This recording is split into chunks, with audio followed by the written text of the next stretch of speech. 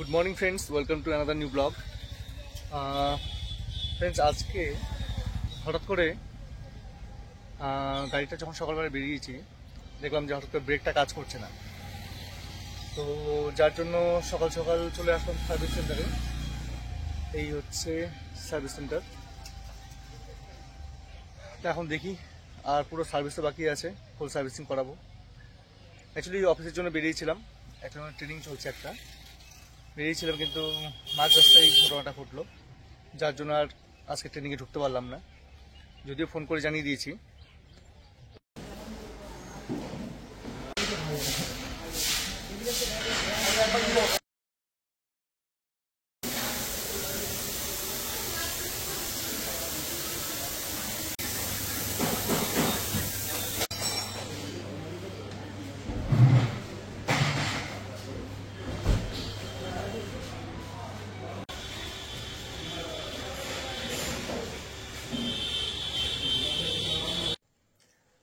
আজকে সকাল সকাল এতটা হয়রান হতে হয়েছিল যে গাড়িতে ব্রেক ঠিক মতো লাগছে না। মানে ব্রেক অয়েলটাও পুরোপুরি হয়তো শেষের দিকে হয়েছিল, অলরেডি ব্রেক শু যেটা সেটাও অলরেডি মানে পুরো ঘষে গিয়েছিল। তো ব্রেক ঠিক মতো না লাগলে তো বিশাল একটা সমস্যা। তো তো যখনই সমস্যাটা শুরু হলো তখনই গাড়িটাকে চেক আপ করে নেওয়াটা বেটার। তাহলে গাড়ি একটা ইলেকট্রনিক্স জিনিস, যখন তখন ধোকা দিতে পারে। যাই হোক, নিজের জীবনে যেরকম রিস্ক থাকে, অন্যের জীবনের ক্ষেত্রেও সেই রিস্কটা হয়ে যায় গাড়ির, মানে বিশেষ করে ব্রেকের সমস্যা হলে। এই তো গতকালকের ঘটনা।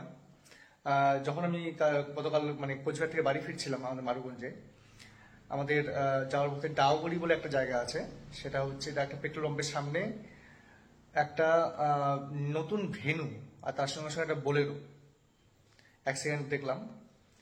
তো দুটো গাড়ির অবস্থা খুব খারাপ। ভেনুটা তো রাস্তার উপরে একদম পুরো কি বলবো, একটা সাইড পুরো নষ্ট, মানে ড্যামেজ হয়ে গেছে পুরো। আর যেটা আপনার বোলেরো রয়েছে সেটা অলরেডি 3-4 মানে কি বলবো, পাল্টি খেয়ে অনেকটা দূরে দেখলাম উল্টে পড়ে আছে। তো গাড়ির মধ্যে শুনলাম অনেকেই লোকজন ছিল। তারপর ক্ষয়ক্ষতি কি হয়েছে সে জানি না, কারণ আমরা তো তখন সেই মতো দাঁড়াতে পারিনি, ওখানে বেরিয়ে এসেছি। তো আলটিমেটলি মানে কি বলবো, গাড়ির কোনো সমস্যা হলে বিভিন্ন ধরনের অ্যাক্সিডেন্ট মানে হতে পারে। তো গাড়ির যে কোনো সমস্যা হলেই আপনারা অবশ্যই বিলম্ব না করে চেষ্টা করবেন সেই সমস্যাটাকে সলভ করার। সারাদিন পুরো মানে সারা দিনটা গেল আর শুধুমাত্র এই গাড়ির পেছনেই। তো যাই হোক, গাড়ির কাজগুলো হয়ে গেল। অনেকদিন থেকে ভাবছি সার্ভিসিং করানো হচ্ছেই না। প্রায় 15-16 হাজার কিলোমিটার হয়ে গেছে। 10,000 কিলোমিটার পর সার্ভিসিং করতে হয়, কিন্তু অলরেডি আমার 16,000 কিলোমিটার পার হয়ে গেছে। তো যার জন্য একটু সমস্যা আসছিল গাড়িতে। তো আলটিমেটলি সার্ভিসিং করালাম, এবং সার্ভিসিং এর জন্য মোটামুটি আমার ওভারঅল 6,000 টাকা মতো লাগলো।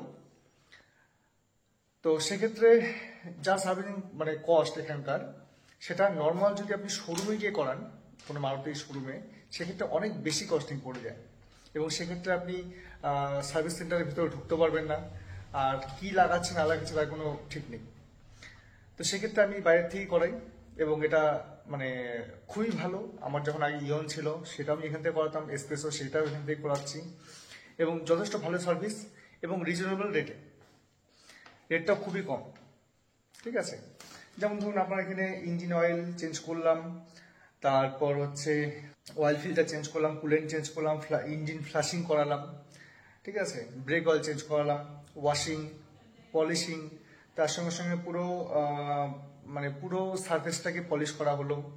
ঠিক আছে, লেবার চার্জ রয়েছে তার মধ্যে। এর সঙ্গে সঙ্গে রয়েছে যেটা অ্যান্টি রাস্টিং, একটা মানে অ্যান্টি রাস্টিং থেরাপি যেটা বলা হয়, যাতে বর্ষাকালে যেটা হয় গাড়ির নিচে রাস্ট মানে জং ধরে যায়, তো সেই জিনিসটাও করে নিলাম। তো সব মিলে মোটামুটি আমার 6,000 টাকা মতো লাগলো, তো খুবই কম। আর এই যে সার্ভিস সেন্টারটা, এটা হচ্ছে মা লক্ষ্মী অটোমোবাইল সার্ভিস সেন্টার। আর এটা হচ্ছে আপনার কোচবিহারের বিবেকানন্দ স্ট্রিট যেটা রয়েছে, বিবেকানন্দ স্ট্রিট থেকে সোজা যদি ঢোকেন আপনি মোটামুটি পিলখানার আগে, তো পিলখানার আগে এবং বাঁদিকে, এবং প্রচুর গাড়ি, এবং যারা নতুন গাড়ি কিনেছেন হয়তো তারাও নর্মাল সার্ভিস সেন্টার বাদ দিয়ে এখানে সার্ভিস করাতে আসে, যেহেতু এখানে খুব ভালো সার্ভিস পাওয়া যায় এবং এদের ব্যবহারও খুব ভালো, এবং প্রথম থেকেই আমি ওদের সার্ভিস সেন্টারে সার্ভিস করাই গাড়ি।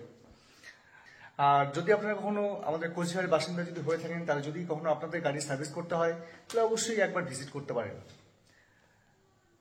অ্যাড্রেস তো বলেই দিলাম। তো যাই হোক, আজকের মতো ব্লগ এখানেই শেষ করছি। আবার দেখা হচ্ছে আপনাদের সাথে। আর আমার ভিডিওগুলো যদি ভালো লাগে আপনাদের, তাহলে অবশ্যই লাইক এবং শেয়ার করতে ভুলবেন না। আর চ্যানেল নতুন হয়ে থাকলে চ্যানেলটিকে সাবস্ক্রাইব করতে একদম ভুলবেন না। তো সবাই ভালো থাকবেন। Good night.